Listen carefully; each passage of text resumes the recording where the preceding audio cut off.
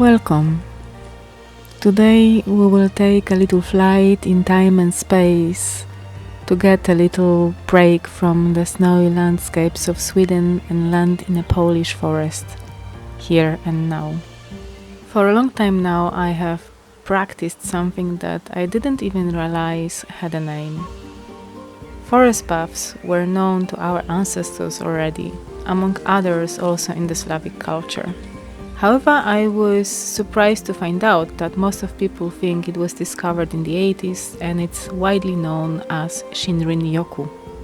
As an old soul, I've always had an interest in old, original and ancient traditions, and since last year I got inspired to explore the origins of different holidays and traditions, as most, if not all of them, were formed by our ancestors who lived in harmony with nature.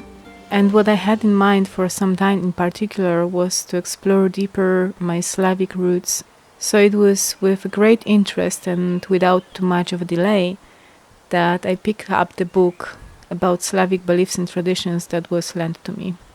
In this video I will share my slightly modified version of how the Slavic people used to do it, so that you can make it into a deep spiritual experience. So, I am taking you for a walk with me. Let's go to the forest.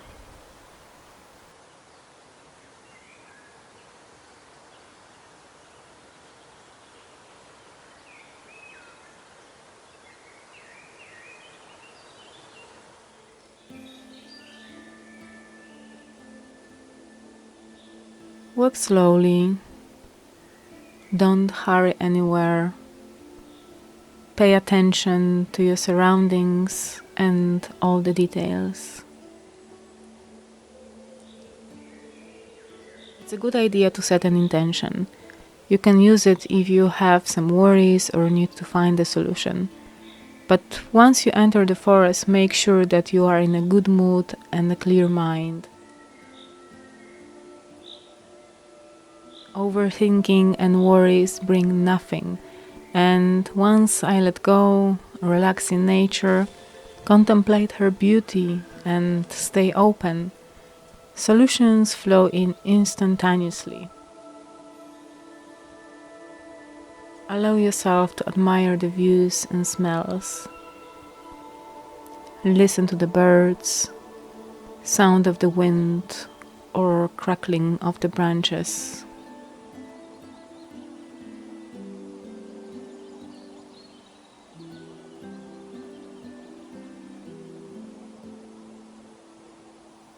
Open all of your senses to what is around you. Stop once in a while to look around and observe the scenery.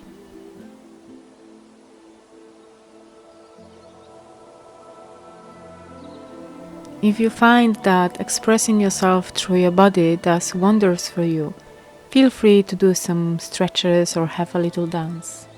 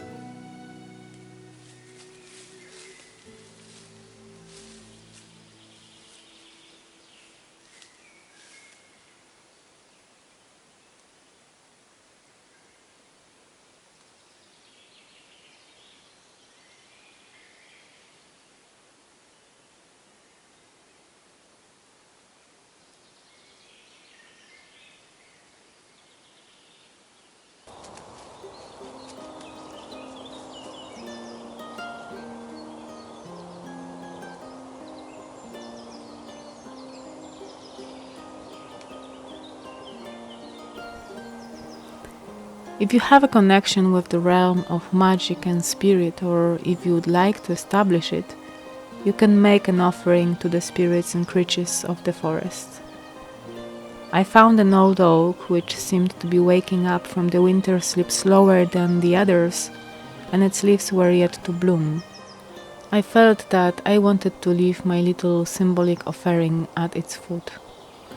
I offered him a bit of water and a nut, but you can also choose a piece of bread or something else you want to share.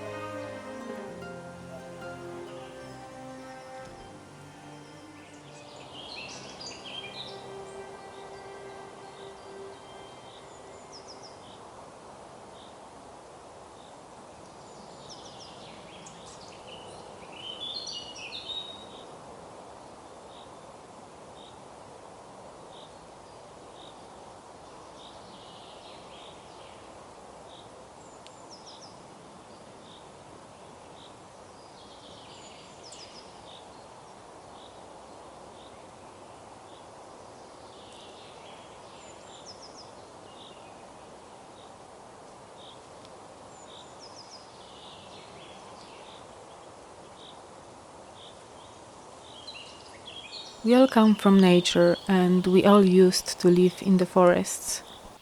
As you may know, the forests were places of sacred meaning, and it was in them that a lot of ritual sites could be found.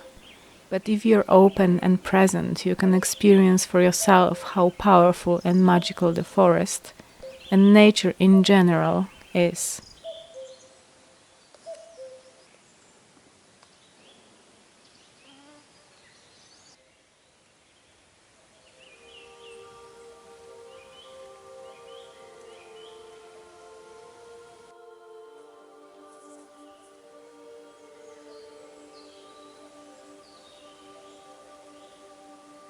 Always, when entering the forest, keep in mind that this is a home for all the living creatures.